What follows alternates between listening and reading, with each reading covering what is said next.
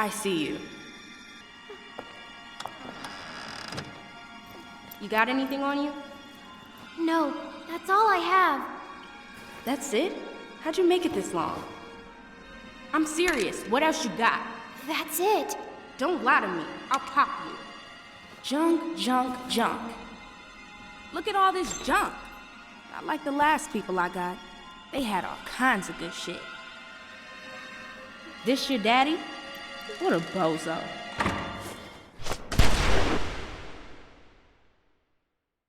So, how did we get here? The trio is making their way towards a gas station for a bathroom break. Omid and Christa both go into the men's room, and Clem goes by herself to the women's room. Hold up. Wait a minute. So neither party has a problem with letting a child under their care go into a public restroom by herself? Neither of you are going to suggest making sure she's safe, or if Christa really had to go, as she's pregnant, have Omid stand outside hidden somewhere ready to attack? To give them the benefit of the doubt, again, Christa is pregnant, so she probably needed help with something. Plus, Clem did have her gun with her, so this chain of events, while a bit careless, isn't too far-fetched. But it's also not the most egregious part. After Clem washes her face, she accidentally knocks over her water bottle, causing it to roll under a stall. Your water is gone and that bottle is held captive to pathogens hitherto undreamt of. I'm sorry for your loss. Did you seriously just say hitherto undreamt of? But she enters the stall to retrieve it anyway, and right as she goes in to grab it, a plot device creeps in. Clem notices, and instead of calling out to Omid and Christa or darting for the gun when she was a hop and a skip away, she hides. And I can already hear everyone saying that she's just a kid, she wasn't thinking clearly. You guys do know who we're talking about here, right? Just a couple seconds earlier, she inspected each of the stalls, gun in hand, to make sure that the coast was clear. The game itself cannot proceed if a stall remains unchecked. She's well aware of how delicate life and death situations can get, thanks to encountering said situations herself many times. Her not immediately gunning for the gun is counterintuitive to how she was raised during the apocalypse. But believe it or not, that's not the most egregious part, because now Omid has entered the fight. Thus the fight should be over. You're a grown-ass man twice her size. You could probably bum rush her right now, or grab her arm and make her say uncle. But he actually does one better, and I can't believe that I didn't think of this before. Omid, like the brave, daring hero he is, proceeds to stare at Clem for 5 minutes, as if his brain is printing out the situation for him to grab hold of, slow walks the shortest possible stride a man of his stature could slow walk, and then, this is my favorite part coming up right here, becomes shocked that the door he just opened closed, and stands there again instead of hit-sticking the thief the second his flimsy cover was blown. But believe it or not, ladies and gentlemen, that's not the most egregious part.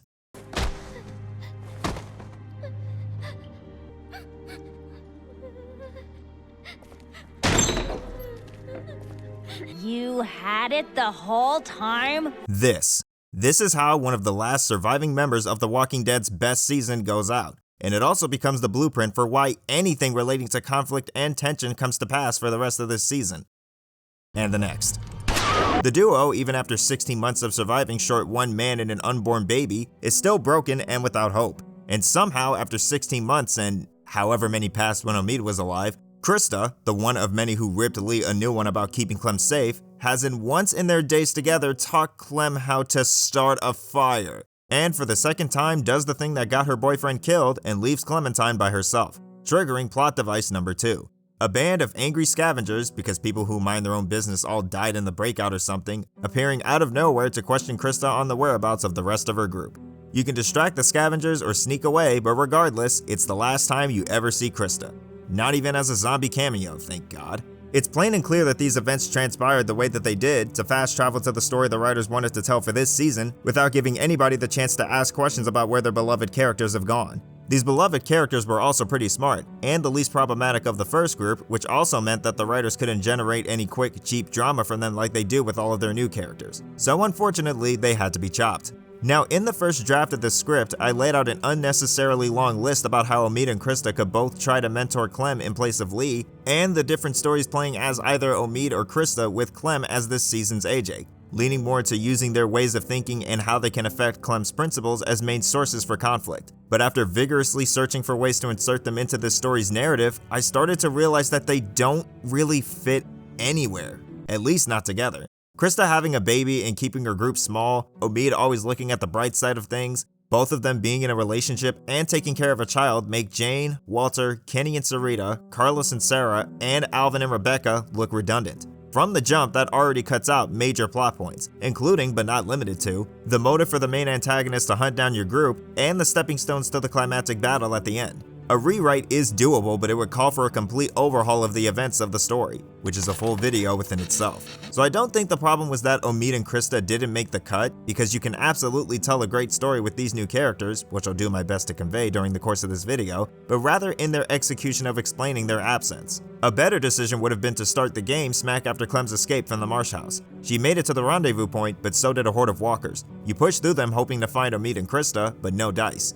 Then again, Clem getting hit as much as she does in this season probably wouldn't go over well with audiences if she were that young, so it might be better to start her, Omid and Christa at the time jump and then have them get separated maybe around a third of the way in the episode. Either way, there's the driving force for Clem's journey. A statewide search for the only friends you have left, bumping into other curious characters along the way. Now you're free to tell your new story, and Omid and Christa's characters are cured of retcon-influenced character assassination, leaving the rest of the game and this video open to developing and nurturing this season's next core subjects, starting with Nick. If you go with Nick in episode 1's final choice, like with Pete and the truck, he and Clem get holed up in a warehouse waiting for the horde to pass by. After discovering some jars of whiskey, you awaken to a drunken Nick who feels he's at the end of his rope, and pours his heart out, voicing his jealousy over Luke's resilience and his grievances with having to kill his mother, the latter of which is the catalyst for the loose cannon behavior shown as you first meet the Carlos Cabal. As you try to convince him that there's still hope, he offers to give you a sip and toasts in Pete's honor, before giving up entirely under the impression that no one's coming to help, telling us to save ourselves and return to the Cabal. If you don't budge and get Nick to count his blessings, he becomes inspired to get up and join us. Unfortunately, the walkers also didn't budge, and he becomes the diversion for us to run away. After your interaction with Carver, you go back out to the warehouse in search of Nick. Knowing how this game plays, I assumed he was dead, but he actually survived, reuniting with the Cabal once again. The two reasons why I touched on this first instead of the usual inspection are because A, it sets the stage for how the game repeatedly gaslights you into thinking that your choices matter and that these characters will undergo arcs tailored by your decisions, and B, to sufficiently showcase how Nick's potential was squandered. Now let's go back to episode 1. Upon first meeting the Cabal, you get clear signs that Nick is scarred from trauma inflicted by a previous encounter with a bite victim, and when Clem got attacked in the shed by a surprise walker, he felt shame for how he acted and apologized, leading to him and Luke telling you about the first time they had a bite victim scare. They took one in to take care of them, but they turned and attacked Nick's mother. I mean, it's understandable. It doesn't help that Luke said that this is a regular occurrence, but for all we know, this could be the first time he shot at someone. If anything, he might just have a short temper, which was corroborated by Pete a bit earlier. So as long as he takes this as a sign that he's losing control and looks to get back in control, then a slight pass can be given. Then Pete dies, sending him back down his spiral. A spiral that comes to a head when on the run from Carver, we approach a bridge leading to a ski lodge, and are stopped halfway by an unknown man with a gun asking for our purpose in his territory. After a bit of banter, he lends a helping hand in the form of food from the station he sleeps at, before being interrupted by Nick, who points his rifle at him and blows him away without a second thought. When Luke questions Nick about him not waiting for a signal, he claims that he and the Cabal thought that you were in trouble. And yeah, we were. 5 minutes ago. He mentioned Luke waving his arms also being a sign that they were in trouble, but Luke didn't wave at all until Nick posted up for a shot. And if Luke waving his arms while screaming "Nick, no" was the signal itself, then it's a miracle this group still has this many living members. Either way, strike two. His last line of defense comes from a rebuttal to Luke telling him not to shoot. Damn it, Nick, I told you not to shoot! How was I supposed to hear you? You gave me a clear shot.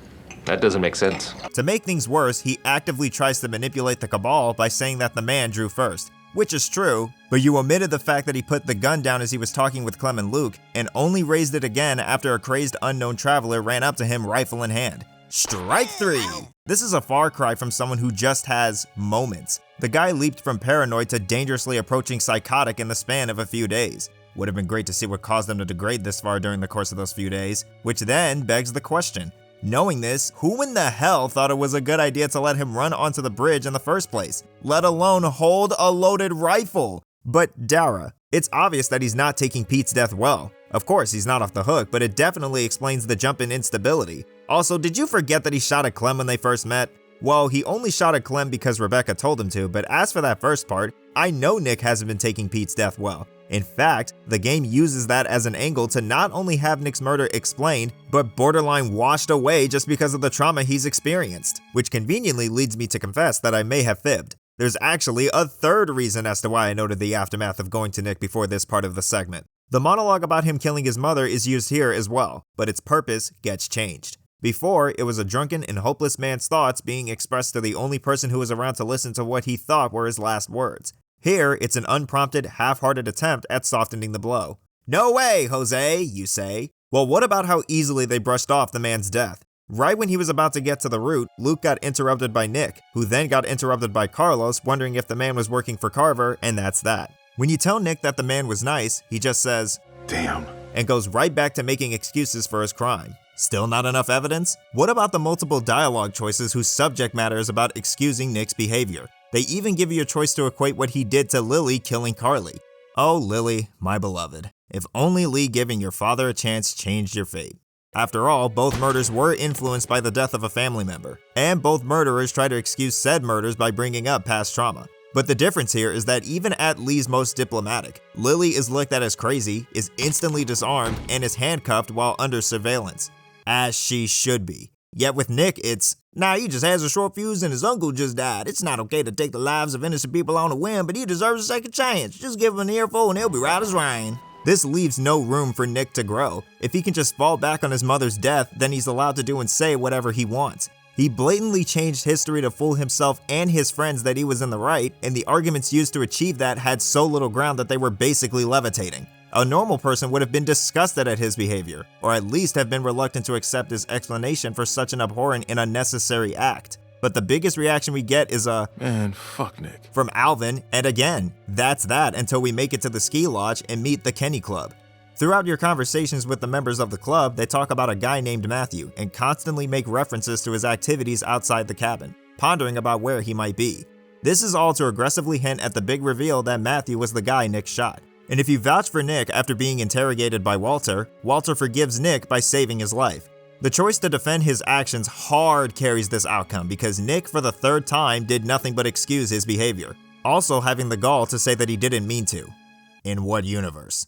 After this point, Nick is practically cast out of the game, only uttering a line here and there until he dies off screen trying to get away from walkers. But what if there's more? Upon finding out about Nick's moment with Clem in the warehouse, it made me think, what if turning down his apologies and cracking down on his behavior are what pushed him to be so impulsive? What if you forgive Nick for shooting you and give him the chance to feel useful by saving your life? Would he still shoot Matthew? Oh, you sweet summer child. No matter if you express empathy towards his emotional state, no matter if you go help him and be his therapist, no matter if he fights off the horde like a badass, the game plays out exactly the same. Calling Nick a good person only delayed his fate. Yes, your choice made a difference, but in the end, it never mattered. So what was the point of giving him such pivotal moments if you weren't going to use them to make an impact on the direction of his character in any significant way? All they had to do was tie Nick's downfall to your choices and it would have been a slam dunk. Aside from the obvious change to the Cabal's reaction towards his murder, he could have been the Jesse to Lily's Lotso, the one who rose above all odds unchained by how life had wronged him, but only if you're willing to give him a second chance. Maybe giving him the break he needs is what helps clear his mind and keeps his finger off the trigger, sparing Matthew's life. He then could be the hunter-gatherer of the group, using what Pete taught him to provide food and natural medicines from the woods, where most of this game's time is spent. Maybe he could be the key needed to hunt down the raccoons and bring Rebecca the hot meal she needed to survive post-pregnancy. We can eat raccoon? I'd eat the shit out of that raccoon.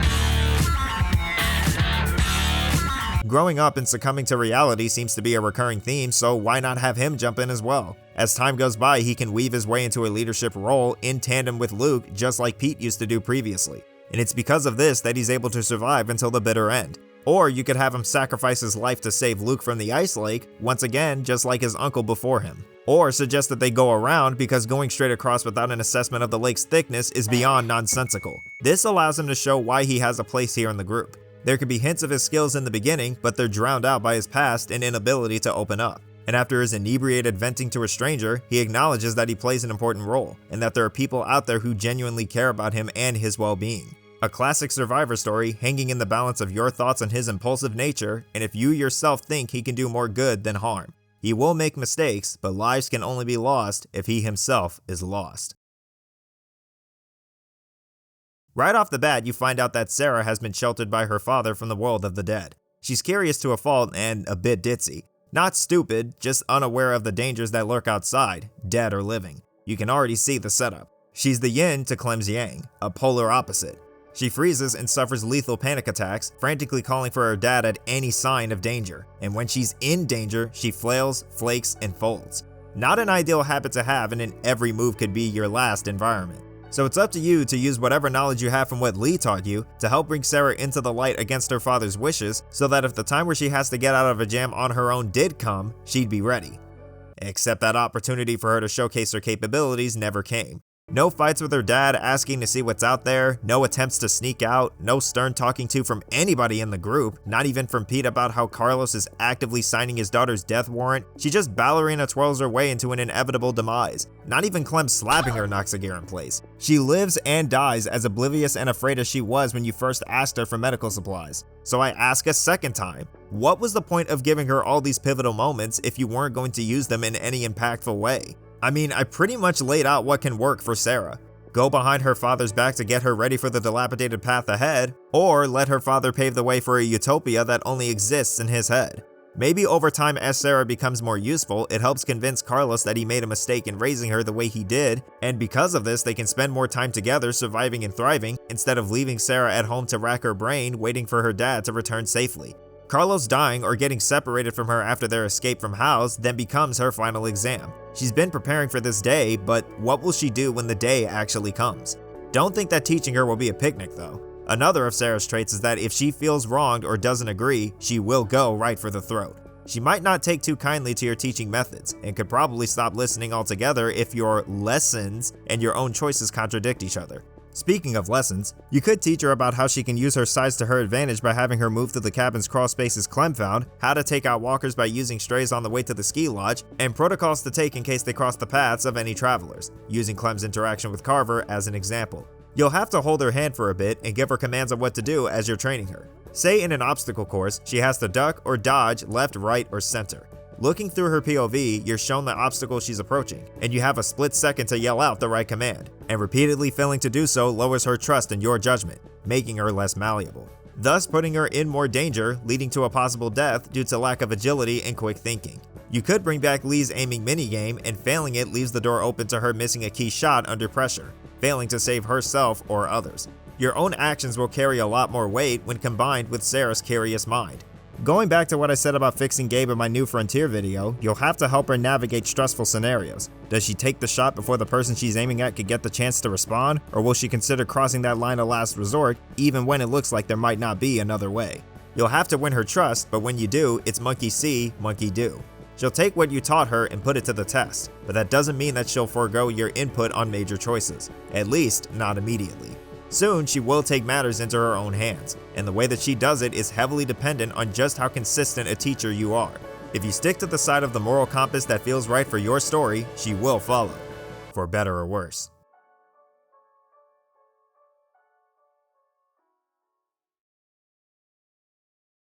Peace-loving, hopeful, and chronic mediator. Walter is the type of person you'd never think you'd see in a world where trust is rarer than gold, always willing to give others a chance. Always ready to help those less fortunate, and he'll do it, all the way to his dying breath. Walter is probably the biggest bundle of wasted potential this season has had the pleasure of taking away from us. And this same storyline can work for Kenny and Sarita as well, but I decided against using them because it felt like forcing Kenny through more torture porn. And after playing through what got released, I'd say it's better to just let the boatman rest. So if you'll bear with me here, let's take them out of the picture, push for Walter to take charge of the Kenny Club, and postpone Matthew's death for a bit.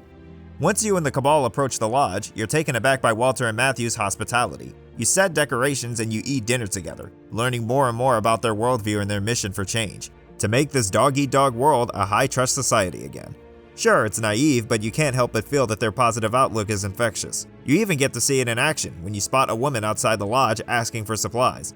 Walter gives some away with no hesitation, despite your protest against his act of kindness, given that you expressed it, of course.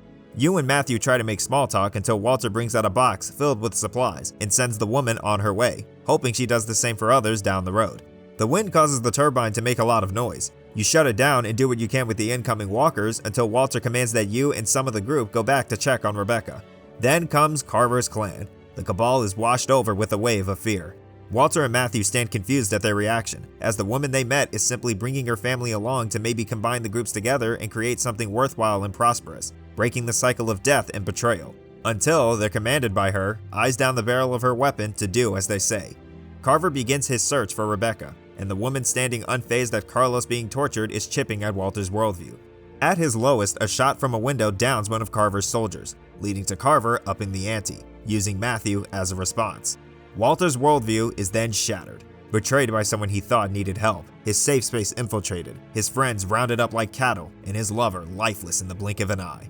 Carver is well hidden from all angles. Do you exact revenge and try to hurt him back at the risk of more friends, or do you surrender to end the bloodshed? Pick the former, the traveler dies, and so does Walter. Pick the latter, and you're all taken to house, with a broken Walter swirling with thoughts of doubt, uncertainty, and rage. Not only at Carver, but at the people who got him in this situation in the first place. Everything would have been fine had he told the woman to get lost, had he shut the door on the Cabal, had he warned Matthew to keep all survivors away from the lodge. He starts slipping into darkness, and it's up to you to either bring him back out by pushing against his negative thoughts and letting someone else decide Carver's fate, retaining his sanity and laying down the first building block back up to his peace of mind, honoring what he started with Matthew, or you can drill deeper, doing whatever you can to take down the man who ruined all that Walter built and make him wish he were dead, pushing Walter into a depressive state, leading to him eventually killing himself from sheer guilt and shame from losing sight of who he once was. This is who will replace Nick at the trailer park if you choose to go down this road. Otherwise, he lives on, clearly struggling but fighting to stay lighthearted, giving out advice wise beyond his years, still refusing to give up on his dream.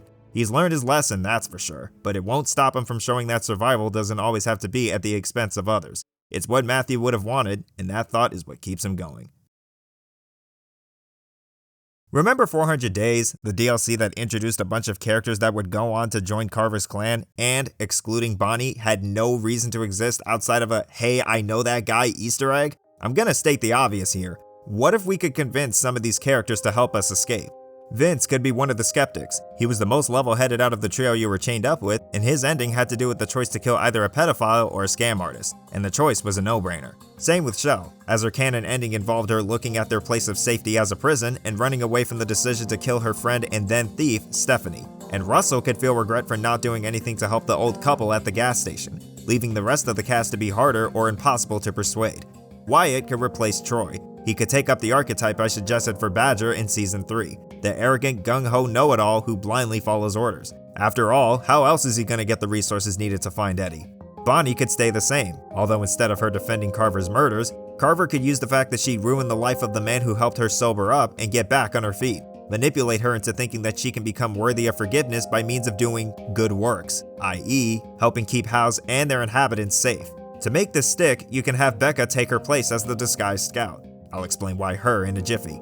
Bonnie not being there could further sell why she thinks the way she does about Carver. She just hasn't been on any of his raids. He's been good to her since she came here, leaving it up to you and your group to gather evidence to convince her to see Carver's true nature. Becca could be Carver's princess, an impressionable but dutiful child ready to be molded into the next successor to House.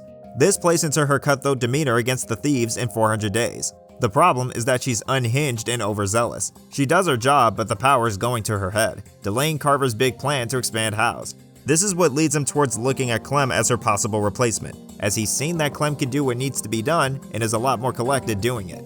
Jealousy ensues, especially if you say things that make her mad. She constantly vilifies the group, putting a target on your backs. If you don't have enough support from the soldiers and antagonize her, you could suffer casualties on the way out of House due to her snitching about the details of your plan by confiding in Shell about her concerns with her life being cut short by Carver, which is a tactic that she uses plenty given that she can abuse the preconceived notions given out by her young age. So it would be in your best interest to keep your head down and do your job, even if her demands are preposterous and deserve otherwise, to not raise any red flags. Then again, this wouldn't be a problem had you killed her at the lodge, which then leaves Tavia, who not only undergoes a serious personality change from 400 Days to now, but also, despite being the primary reason for the 400 Days cast being inserted into Season 2 in the first place, serves virtually no purpose outside of escorting prisoners. There was development to be had in her feeling remorse for endorsing the enslavement and death of innocents, as she too harbors qualms with the way things are being run. Maybe her personality change is a result of all the dirty work she's had to put up with during raids and her time at House. She could be Carver's right hand, and through your group's plan to escape, attempts to usurp Carver as the clan's leader, willing to take on the incoming horde and get this place back to what it once was. If you're up to risking the plan on trusting a person so close to the man you're trying to escape from. Now, with all of these previously introduced characters becoming prevalent, there is the concern that 400 Days is now required to understand Season 2's characters. 400 Days didn't dive that deep into these characters to begin with, but I see no reason why they can't make references to their pasts, especially since all of their stories are connected. I mean, imagine the conflict generated by Bonnie finding out that Shell's group were the people chasing after her.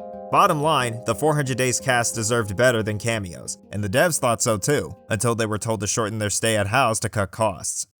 We actually planned on it being a lot more robust, but then the larger story stuff took precedence, and it was more of a cost decision than anything else, which is a huge bummer. They were going to be woven into more places in the episode, but we ended up having to pull back on that. Quite the missed opportunity if you ask me. Carver's clan would have established a lot more dominance had we seen them bounce off of each other and work together in their raid on the ski lodge. Even more so as we complete jobs during our time in prison. It ain't a prison, more of a work release. Which would call for a much longer episode than what we've gotten. A sentiment that also goes for the rest of the episode lengths in this season, but in due time. For now, I'm gonna fast blast through the characters I've omitted, as these characters were pretty much fine, it's just that their potential was left unrealized by questionable decisions. Rebecca needed more time to warm up to Clem, and also a good reason for not liking her, as her vitriol towards her seemed kinda forced. I also don't like that they treated her Povich predicament as a means for you to hold it over her head in retaliation. Not only because it's a cheap engagement tactic that ultimately makes zero difference, but also because it trivializes the hints at the baby being a product of Carver raping Rebecca.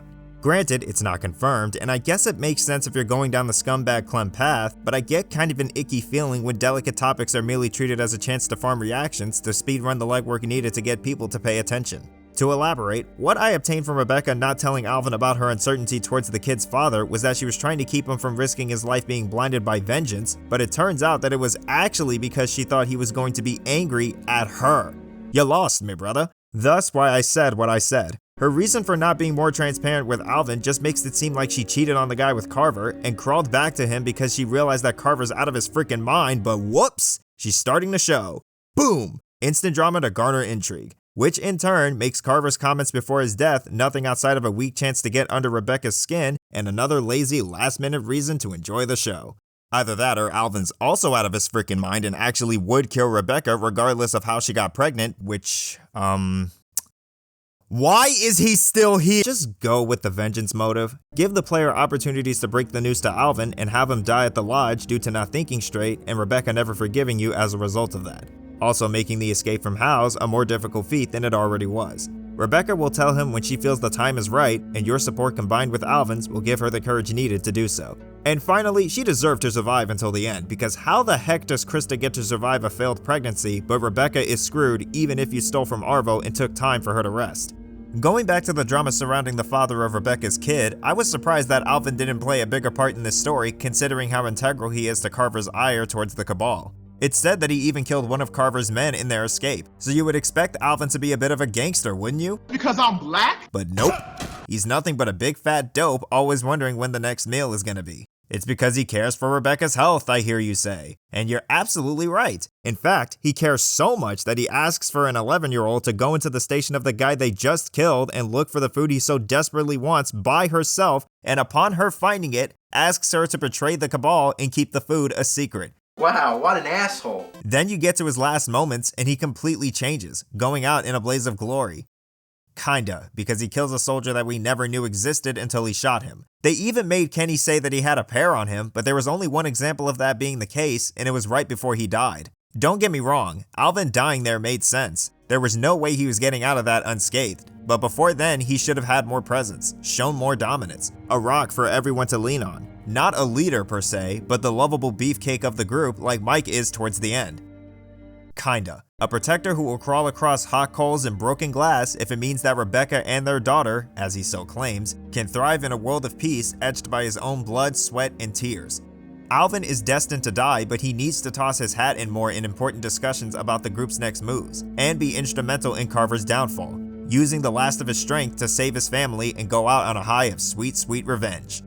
Luke died a boring death, and director Dennis Lennart and the voice actor himself, Scott Porter, were both disappointed with what they had to do with him. What's worse is that Luke's present death is what Dennis bargained for, so it initially was going to be worse than what we got, if you can believe it. So Scott came into this session and he kind of read ahead what was coming, and he's like, it was not good. Come on, man. That's how I'm gonna really? Yeah.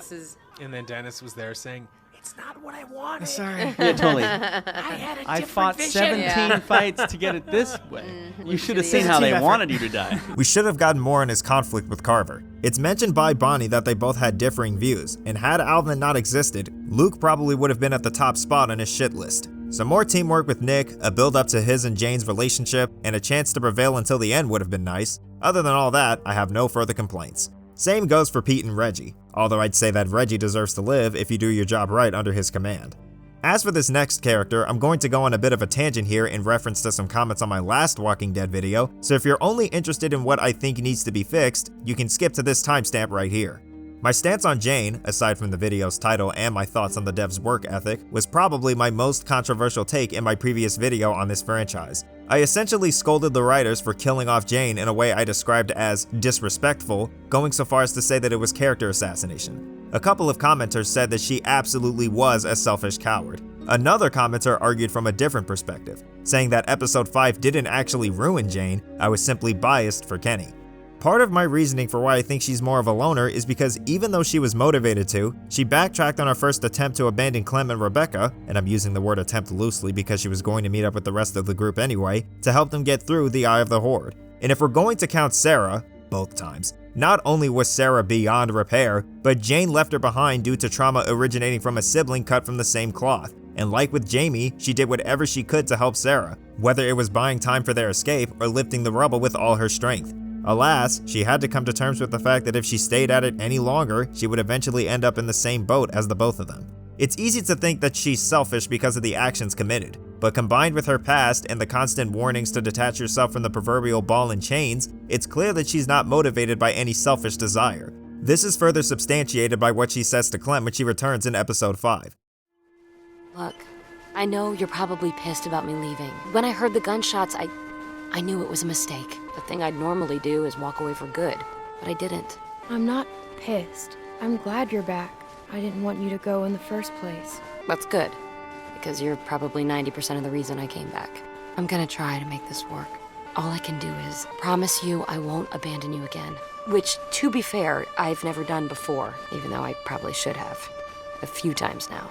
She's motivated by an ideal that she thought raised her chances for survival, like Christa, and simply didn't want to see what she experienced in the past to happen to Clem, as she sees a lot of herself in her, and feared that Clem's attachment to such a dysfunctional group will get her killed like Jamie almost did herself, and that very thought broke her heart. Her return was her chance for change, the payoff to her character arc, a satisfying subversion of our preconceptions about her that she's most definitely to blame for, and I started to like her a lot more as a character as she's going against her code to make this work, not only for her and Luke, but also for Clem. This is why I have a problem with her reaction to her pregnancy. What was the point of that whole uplifting moment where she said she wouldn't abandon Clem ever again if she throws it all out the window at the first sign of adversity anyway? As for the second argument, I wasn't biased for Kenny. What Jane did in episode 5 was nothing short of retarded. Point blank period. Kenny has lost pretty much everyone and everything throughout the course of his life. And like with the boat in the season previous, he finally found purpose in the truck he's fixing and in securing Clem and AJ's future. Yes, he's out of control and walking along the edge, but it didn't help that everyone outside of Clem and Rebecca were judging his every move. Especially so considering that the aforementioned judges defended a murderous egomaniac, protected a kid that threatened to steal your group's resources regardless of whether you stole from him or not. What? No speaking of English? Fuck you. You fucking commie piece of shit! I may have gone too far in a few places. Had all of the group's lives on the chopping block because he got hungry and horny, and last but most certainly not least, constantly antagonized Kenny, planted lies in his head about Clem and Sarita being afraid of him, and for the cherry on top, hid the last bit of light that he had to look forward to under the veil that had fucking died, and used that as the smoking gun to prove that he was genuinely unstable, as if the way he reacted wasn't reasonable and preventable in any way.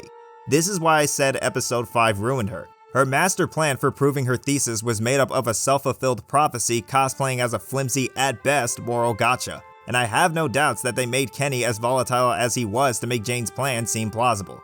Now, in reference to how she can be fixed, maybe helping Sarah and putting her on the path to survival, motivated by your choices to help her be strong and cope with Carlos's absence, could change the way Jane thinks about how to survive. Her ice can get chipped away at as she bonds more with the Cabal, you and Luke in particular. You can help her see that we need each other to beat this harsh environment, to help her loosen up as she trusts more and more. Or you could side with her completely, and even get to the point to where you both break away from the main group and go off on your own adventure back to House. This is as far as we go with Jane, as in our headcanon, Kenny's been replaced by Walter, thus no idiot fight. More on what I have in mind for an ending later. Now for the main event to tie it all together. Let's finish this video off with something that I definitely should have gone into in my last endeavor on this topic, as noted by a couple of concerns in the comments. How can all of this fit within a released game, and where does it all head to in terms of canon endings and pathways? So first things first, length. What? More specifically, episode length. The total length of this season came out to be shorter than its predecessor, over 2 hours worth, and it shows if you've played these seasons back to back, as you'll notice that with Season 1's pacing, each episode was a slow burn setting up dominoes to be knocked down later, sometimes much later than you think. Of course, there was the occasional action scene, but in between there were places to explore, puzzles to solve, and opportunities to talk to the people in or outside of your group. This not only helped you find out more about the characters and how they interact with each other, but it also did good things for the world building as well. It made it feel like that even though the game focuses on your main group, the world around you still turns. It doesn't feel like that you and the antagonist are the only people on this planet. There are many others out there just like you, doing whatever they can to survive in the best way they know how. Think of the train station, Crawford, the kid in the attic, the camp counselor and his students, the St. John's, Jolene, and the bandits. Inside this video game world, there were many stories that started with our own and branched off and progressed in different areas. You'd see or hear about some of these events occurring. You may even get tangled up in them yourselves at times, but they didn't always revolve around you. It got the brain thinking, trying to put the pieces together, and it's a huge part of what made the first season's Georgia feel alive. Unlike in Season 2, where it's your group against Carver until it's your group against plot device Walker hordes. There aren't any other factions aside from Wellington. After the scavengers attack Christa, there aren't any lone travelers or groups, and there's barely any remnants of other survivors. Not to mention that you don't get many chances to dive deeper into the characters of your group. They'll have brief thoughts about what just happened 5 minutes ago, but besides that, we don't get much about the group's past or each of its members' own pasts. And it's no thanks in part to the lack of slow-paced segments. They're there, but they come and go, as every other conversation is nothing but a bunch of yelling and arguing and quick camera movements, and the time is running out and you gotta make a choice. It's good old-fashioned Choo-Choo Abrams approved blink and you'll miss it storytelling. The funny thing is, Season 2's cinematic artist Kent Mutil, director Dennis, and voice actor for Kenny, Gavin Hammond, all noted that the slower moments are what made Season 1 stand out. Yeah, no, these moments are really good.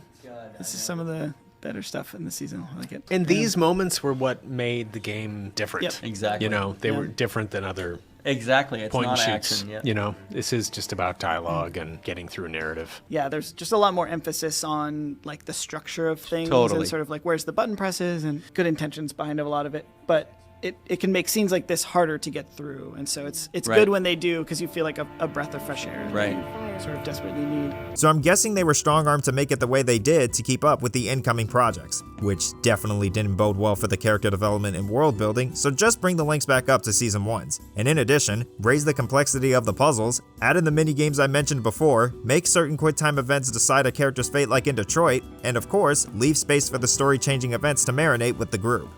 Episode length is cool and all, but have we considered episode girth? Comparing both seasons again, this time their first episodes, Season 1 was a gradual rise from a car accident to a short scuffle in a house, to an attack at a farm, to a zombie-infested supermart where we meet our main group, to a motel sneak mission, and back to the supermart that gets broken in by the horde set up earlier in the episode, finishing the pilot back at the motel, giving us our jumping point for Episode 2.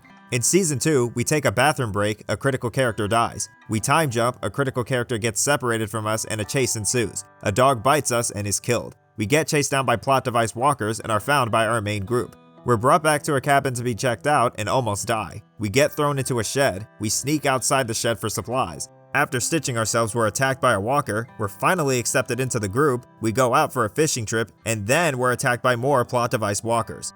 Notice how Season 2 had more listed plot points and the episode length is still considerably shorter than Season 1's. With each of those plot points that I mentioned in Season 1, there are many conversations and events that happen between them, each progressing exponentially in stakes and tension until a climax, resolution, and jumping point for the next episode.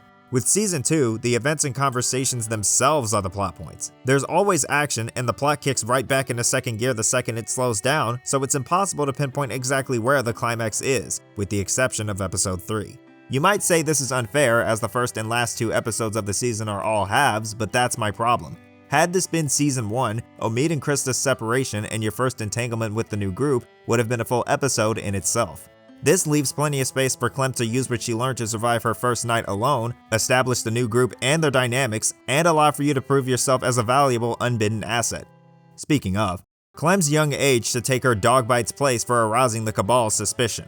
It would make Pete buying her story and the group's skepticism about her possible allegiance to Carver more believable. This also changes their reason for putting her in the shed. It's less about her bite and more about how she got this far and if Carver had anything to do with it, which erases Carlos's bite blunder and makes the group and Nick's trigger finger look a hell of a lot more reasonable. When the walker attack helps them decide that the shed isn't all that safe and her resourcefulness at least earned her a seat at the table, in the next episode, Pete takes her and Nick out for a fishing trip, putting her to good use to make a case for herself via minigames, puzzles, and QTEs. There could be a fork here where you can get kicked out of the group if you're not reliable enough to be considered worth bringing along, and you're forced to spend the rest of the episode surviving on your own, dragging yourself through cold winds, searching for food and warmth. There could be a couple of minigames and QTEs here and there about finding animals to kill and firewood to burn. Succeeding keeps your head above water, keeping you alive long enough to eventually be found by Carver's clan, who at the time is scoping the area for the Cabal, opening a new pathway on the side of the enemy, donning them the new main group of the season, with a new perspective stemming from feeling wronged by the Cabal.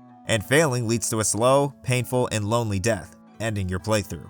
If you do show yourself to be useful to the Cabal, some big ways of doing this include writing up a good theory about the gunfight, grabbing fish, and saving Nick from the sudden walker attack caused by him and Pete arguing, you're reluctantly welcomed aboard, with more opportunities to fit in down the road. Carver's visit could also be key in getting them to warm up to you. If you keep what you know about the Cabal under wraps and help Sarah stay hidden, they'll respect you for helping out, even though they probably didn't deserve it considering the way some of the group have treated you, Nick and Rebecca especially. Or you could entertain Carver's references to their untrustworthiness, answering questions about what they've done to you, even offering you a place to stay at house if you're feeling unwelcome. Sarah's recollection of these events being told to the Cabal is what will determine the length of your stay. And if you fail to complete any of the tasks on your fishing trip or let Nick die, they're given no reason to trust you even if Carver knows nothing about them being here and Sarah defends you by referencing that, as you might have just been trying to keep your cover from being blown, which then triggers the alone pathway. Otherwise, you and the group evacuate, and the 5-day journey is what takes up most of the episode. This can be where bandit/walker scares, a chance to bond with the characters, Sarah especially, finding out more about the area you're in, and scavenging the remains of other survivors going in your same direction, puzzles with Nick, Luke, and Alvin involving setting up camp and preparing for the cold night, and a bonding session around the campfire reminiscent of the drinking scene in episode 5 can take place. All the way up to the ski lodge where it plays out pretty much the same as before, only slowed down a bit to learn more about the new characters. You can help Walter and Matthew cook dinner by searching for and adding ingredients while hearing about their pasts, how they met, and how they've gotten this far. The dinner scene will also be made longer, and the two groups will be brought together at the same table by Walter, giving all characters a chance to interact with each other, with the main topic being about where to go next. If Nick is unstable and Matthew died, the next sequence would play out as it did in the released game. Confronting Walter, saving or ending Nick's life, Walter's death, and you all get captured. If Nick pulls himself together, it plays out as I mentioned before in Walter's segment. Matthew dying and Walter living unless you exact revenge on Becca, then it plays out the same as before. The choice to surrender is what guarantees Walter's survival, and the choice to find Luke puts Walter and Becca's lives in your hands. But what if you've taken Carver's side at this point? Then you and the clan embark on a manhunt for the Cabal, and the campfire scene is spent with Carver and part of the 400 Days cast, where you learn about how they got together as a unit and what each member thinks of each other. The day after, you're then put on the other side of the lodge raid, ordered to find the rest of the members and even play a part in Carver's torture session, if you have the stomach for it. For the entirety of the next episode, you're either cracking the whip or letting the slaves off easy. The latter, in conjunction with refusing to torture Carlos, causes concerns to be raised by Carver, but your rapport with the Cabal raises as well. Although escaping with them through this pathway dooms Sarah, as she's had no teacher, and Walter, as he's had no anchor. Nick can live or die depending on whether you accepted or rejected his apology. If you've been captured, the episode instead involves you going through workdays conversing with the soldiers, inspecting the structure of house, and finding out what makes it tick so that you, the Cabal, and Jane can conjure up a plan to escape. Discreetly, of course. When Carver calls you to his office, after his monologue about how he thinks the world works, you're given the option to either defy or side with him. Although if you've killed Becca, the conversation turns into a threat. He gives you props for making the choice, but he isn't happy, so defying him becomes the default choice, leading to you and the Cabal making your escape. When playing through the escape sequence, if you get caught or slip up somewhere during the plan, you're punished accordingly, security gets tightened, and your only window to escape is closed, as is your playthrough, sentenced to be a slave under the thumb of Carver's empire. It can go a lot smoother if you trust Tavia, get most of the soldiers to side with you, and keep Becca's temper to a low simmer.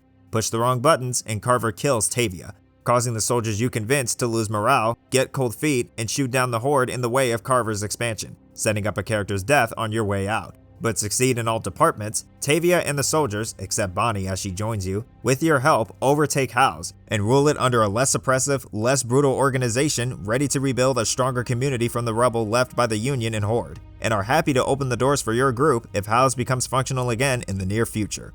Then comes the walk through the Eye of the Horde, which originally was going to be a much longer sequence involving gameplay, where you have to keep Sarah calm and not bump into walkers. So let's use that. If you've made nice with the soldiers, successfully keep Sarah calm, and give the walkers no reason to come after you, you can get through without any escalation. Fail in any one of these departments, then Carlos dies, and it all goes haywire, prompting life or death QTEs for Sarah's life.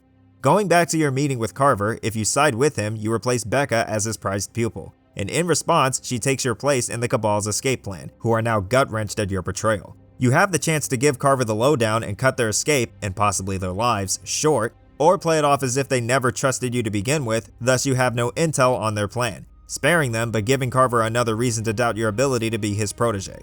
This leads into this pathway's final episode, where you're tasked with directing soldiers, killing walkers, and gathering the materials needed to pass through the Horde so that House is set and ready for Carver's expansion.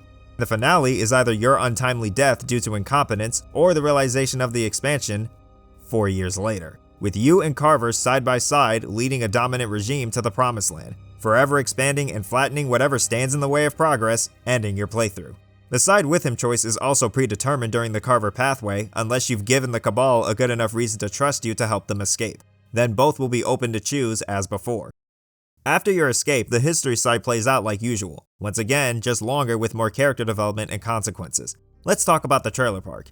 If Nick survives and Sarah's prepped and ready, he, Luke, and Sarah make it back safely. If Sarah's been prepped, she and Luke can make it back safely without Nick. If not, you and Jane go after them, and upon finding out that she's shunning away any attempt to move her, you're given one more chance to snap her out of her cowardice. But whether Nick lives or not, the door to change has already closed, and her adventure ends at the gift shop. And so can Nick's if you send him to help Sarah over protecting Jane as she makes her escape. Nick replaces Mike and helps Bonnie at the museum. Nick goes it alone if Bonnie doesn't join you, and if Nick is dead, the water jugs will be harder to obtain, only one jug can be carried, and the raccoons are spared. The code is guaranteed either way. If both Nick and Bonnie are absent, you can only choose to bring one of these things, all unfortunately leading to Rebecca's death from either hypothermia, malnutrition, or both post-pregnancy. Jane and Sarah, Jane will either stand shakily or firmly on her ideals depending on whether you've trained Sarah or not, search the gift shop looking for a place for Rebecca to have her baby, while the rest of the gang keep watching the horizon for walkers, with Walter and Carlos, Luke if both are dead, leaving you open to attack if Nick's dead, as baby monitor. At the museum, you grab the jugs of water, the coat, and are given the opportunity to bring back some meat for Rebecca, given that Nick is still alive and well, and gathering these items guarantees her survival. Once you get to the gift shop and deal with the walkers below, if Sarah dies here or is already dead, Jane leaves for reasons described before, you're tasked with keeping watch and traversing the surrounding area with Walter, Carlos if he's dead, or Nick if Carlos is dead, and so on, to find anything that could help while also overlooking the horizon for any travelers or walkers. This is a good time to pick at your traveling buddy's brain after everything that's happened. You both make your way back to camp and see Rebecca showing good signs of recovery, beaming with happiness with her newborn son, raising the group's spirits. Same with Walter, you pick at everyone's brains, and just so happen to find a board game fresh in the box on one of the shelves. This, of course, becomes a minigame, bringing a moment of levity as everyone, who's still alive that is, remembers once more how it feels to live, especially with people you can trust. This moment sours more and more the less of the group you have. After the game, you, Rebecca, and Walter turn in for the night, while Carlos and the gang take the night shift. The day after, you and Team Luke, which consists of Luke, Bonnie, Nick, and Jane, go into the town nearby on the search for supplies, encountering walkers that used to be citizens while slowly unearthing the history of this once quaint and quiet community. During the search, you find out that the church is the only refurbished building, with guards and fences to boot, which means that there's loot to be had behind those doors. Loot that can pay dividends for AJ's survival. So Luke tells you and Nick to go back to Team Rebecca, which is the rest of the group, and give them the 411 on the situation, hoping you return with some backup. You go back to the gift shop and get Walter to join your team as prime negotiator, leaving Carlos and Sarah to be the backup plan to retreat to House if the plan fails. Upon returning to the rendezvous point, Team Luke is MIA, and the unit guarding the church is on a higher alert than before, leading you to believe that they've been captured. Commencing Operation Rescue Team Luke. You find a good vantage point and you monitor the patrols, only to find out that the church is manned by Arvo and his family. Nick lets us know that since churches usually have basements, it's most likely where Team Luke is being held, and also notes that they could be a lure for us and that we might be walking into a trap. Guns are a last resort, so for now, Walter and Nick start the fights and you finish them, cutting your way through the patrols and dodging searchlights, restarting if you're caught. If Nick is dead, you're going in without intel, leaving no room for error in your infiltration as you have no sense of navigation. If Walter's dead, you don't have any extra manpower to take fights against the guards without getting the jump on them. If both are dead, you're on your own, making your plan to negotiate with Arvo's family a suicide mission. So instead of returning to the gift shop after first finding the church, as there's no backup, your next and only move would be to retreat to House, which will lead into an ending I'll be describing shortly. Soon enough, you make it to the basement, take out the guards, and release Team Luke from their prison. The group then begins to compare notes. In the preacher's office held under lock, key, and heavy guard are countless amounts of food, water, medicine, and ammunition, probably siphoned from the rest of the town.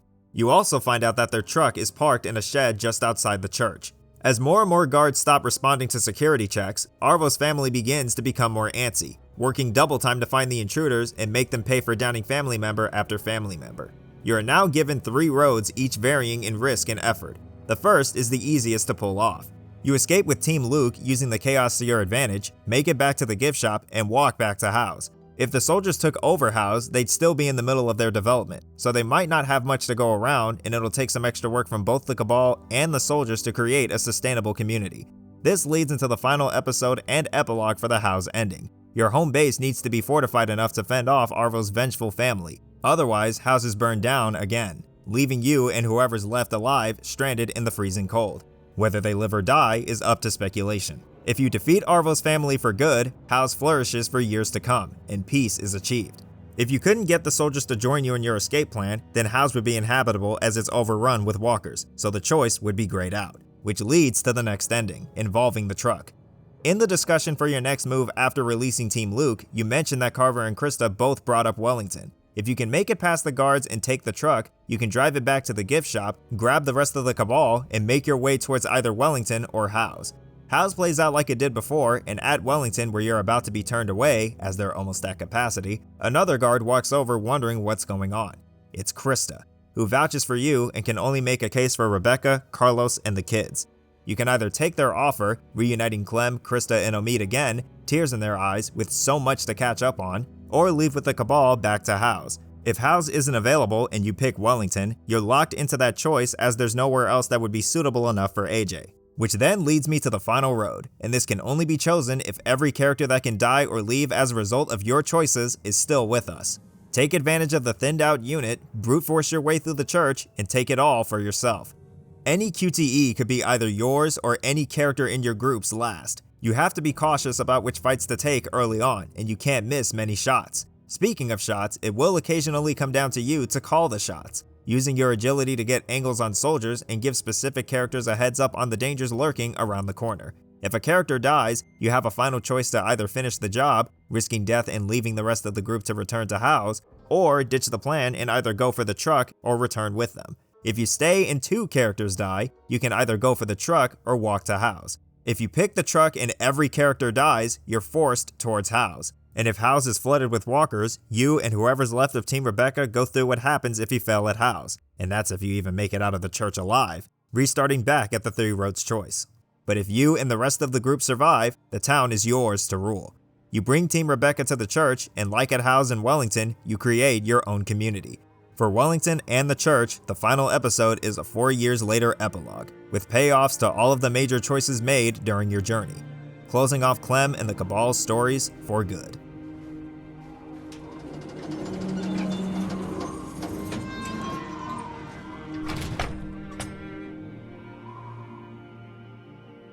I've said before, I'm not gonna act like I'm a master game developer and I know what's best.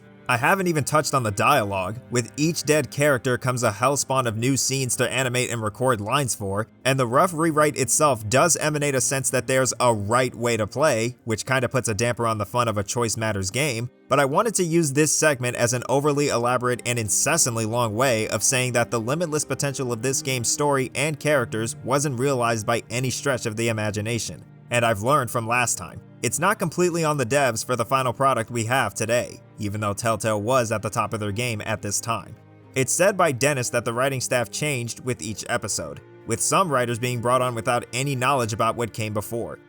And a lot of this, these episodes were written by basically every episode by a different person, Right. who some of them were like coming in, not knowing Some much were about brand the new, franchise, yeah, and some- exactly. It was just like everyone was trying their best, but Yeah. it was it's tough to sort of orchestrate all those pieces. And that's not to mention the plethora of plot points that changed over time, like Kenny or Troy being the carver of the season, scrap tidbits of Vince's past that made him more compelling, an ending where Clem dies of hypothermia, Jane genuinely losing AJ, Pete dying as a distraction for Carver's clan, Tavia having her own episode, and of course, the others I've already mentioned before. Combine that with the heavy upkeep of developing the constantly acquired collabs and IPs, some of which never saw the light of day. While I can't absolve the devs from the mistakes they made, I also can't dump all of the blame on them, and I apologize for not having the awareness I have now about how bad it got behind the scenes as The Walking Dead progressed. It's a shame too, because like A New Frontier, this season was on track to be bigger and better than its predecessor. A chance to play with more endings and choices, to explore undiscovered pathways and get lost in the worlds of these new characters, their struggles, what they all stand for, and their methods of surviving. Also, like A New Frontier, no matter the amount of headcanon I spew in this video, Season 2's quality is never going to change. Thank you all for watching, stay not bidden, and have a spectacular rest of your day. First space flight. First space flight. First space flight. Here, everything is regulated by machines.